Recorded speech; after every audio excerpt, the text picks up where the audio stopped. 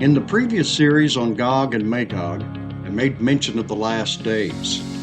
What many don't know is that the last days began almost 2,000 years ago, starting with the day of Pentecost. Please consider the following.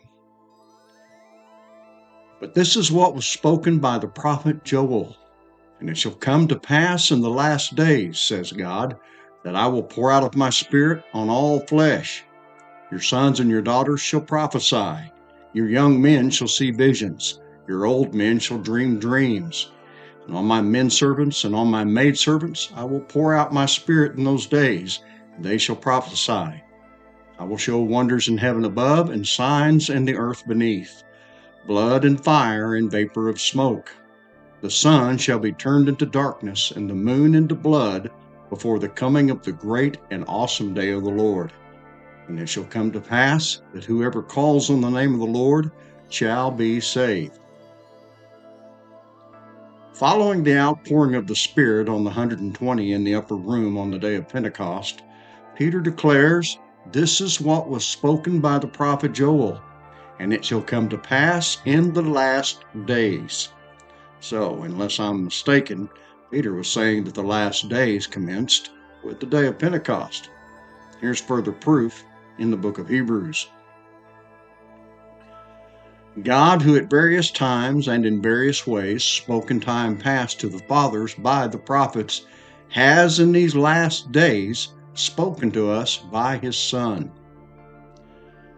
Has in these last days is present tense, is it not? The apostles were fully aware that they were in the last days in their own time. The phrase last days itself is only found 3 other times in the King James New Testament. The first is in 2 Timothy 3:1, next in James 5:3, and last in 2 Peter 3:3. In each of these, Paul, James, and Peter referred to the present reality in which they lived, also realizing that these last days would continue up until and through the last day of the last days.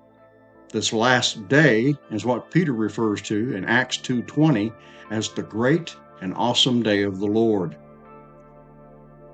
The phrase last days is found just 5 times in the King James New Testament. However, the phrase last day is found 7 times. 7, as in spiritual perfection or completion, as in a complete cycle of sowing and reaping, seed to fruit, resurrection. Yes, exactly. Is resurrection then the purpose of the last days? Based on my understanding of sowing and reaping as being resurrection, that's my thinking. And while I'm on the subject, please throw out the idea that resurrection is an event. It's not. It's a spiritual process working in the hearts and minds of his people at all times and in every generation. Seed to fruit, my friend, seed to fruit. That takes time. Last days is 5 times. Last day is 7 times. Together, that's 12, the number of governmental perfection and divine authority. Coincidence? I think not. Christ is reigning now, so too those in the first resurrection. Despite tradition's take, I believe we're passing through the great white throne judgment and have been since shortly after the establishment of the New Testament church. Now here's another interesting thing about the phrase last days. In the Old Testament, it's found just 3 times, where 2 of these are basically identical. Isaiah 2:2 through 4 and Micah 4:1 through 3. I'm not crazy about the King James Version, but it reads pretty good, and I certainly love what it tells us. But in the last days it shall come to pass that the mountain of the house of the Lord shall be established in the top of the mountains, and it shall be exalted above the hills, and people shall flow unto it. And many nations shall come and say, Come, and let us go up to the mountain of the Lord, and to the house of the God of Jacob, and he will teach us of his ways, and we will walk in his paths. For the law shall go forth of Zion, and the word of the Lord from Jerusalem. And he shall judge among many people, and rebuke strong nations afar off. And they shall beat their swords into plowshares, and their spears into pruning hooks. Nations shall not lift up a sword against nation, neither shall they learn war anymore. Note that last statement. Nation shall not lift up a sword against nation, neither shall they learn war anymore. Guess what? I just showed you the end of this thing. This, my friend, is where we're heading. How will we get there? That's the million-dollar question, isn't it? One which every preacher in town is trying to guess. Me, I'll just stick to what I know. War is still a reality, so we haven't yet seen the fulfillment of this prophecy. But like resurrection itself, I realize this is not an event. The painstaking process will end as God has determined. In the meantime, what should we do? Jesus told us. Blessed are the peacemakers, for they shall be called sons of God. May I share a secret with you, which is not really a secret once you start noticing things? Most folks are not at peace.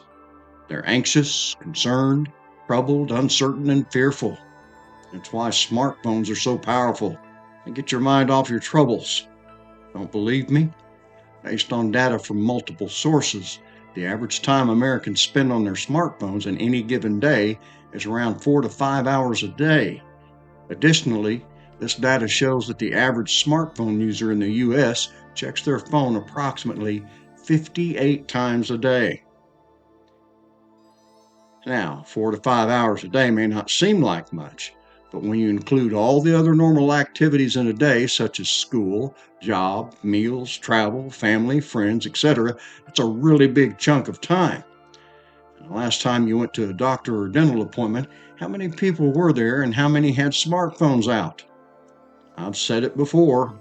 Thanks to technology, we have more ways to communicate than we've ever had, and we communicate less than we ever did. We've become more anonymous than ever before, even with 1 billion selfies floating around cyberspace. So, last days indicating more than one. Actual days, yes, since this includes the last 2,000 years, and I'm thinking there's more to it. Let me share the following illustration with you that shows what I mean. Here is a picture of the golden lampstand that was placed in the holy place of the Tabernacle of Moses in accordance with God's instructions in Exodus 25, verses 31 through 40. It works perfectly to show the 7 churches in Revelation, as well as the 3 great feasts of Israel, all of which are types giving us spiritual realities. As noted, the Feast of Passover, consisting of 3 segments, accounts for the first 3 branches of the lampstand, while the Feast of Pentecost accounts for the central branch. This leaves the Feast of Tabernacles, also consisting of 3 segments, as the last 3 branches of the lampstand. What is amazing about these feasts is that they are centered around the harvest of barley, wheat, and fruit, respectively. So, we're clearly talking sowing and reaping here. That is, resurrection, creation testifying of this precious truth. As we see, the last days incorporate the day of Pentecost, followed by the day of trumpets, day of atonement, and day or feast of tabernacles proper. Since God calls the light day, we're not referring to a literal 24-hour segment of time, but to the manifestation of the light of God's wisdom through the spiritual fulfillment of the Feast of Israel. On the 3rd day of creation, God established sowing and reaping. 3 is divine completeness, incorporating a complete witness. This just happens to bring us to the 3rd seal and horseman. When he opened the 3rd seal, I heard the 3rd living creature say, "Come and see." So I looked, and behold, a black horse, and he who sat on it had a pair of scales in his hand. And I heard a voice in the midst of the 4 living creatures saying, "A quart of wheat for a denarius, and 3 quarts of barley for a denarius, and do not harm the oil and the wine." What do we find in the 3rd seal? Barley, wheat, olives, and grapes. Barley points to the Feast of Passover, while wheat to Pentecost and the olives and grapes to Tabernacles. Certainly not a coincidence, my friend. Now, there's much to ponder, so I'll close for now, and we'll take a further look in the next video study.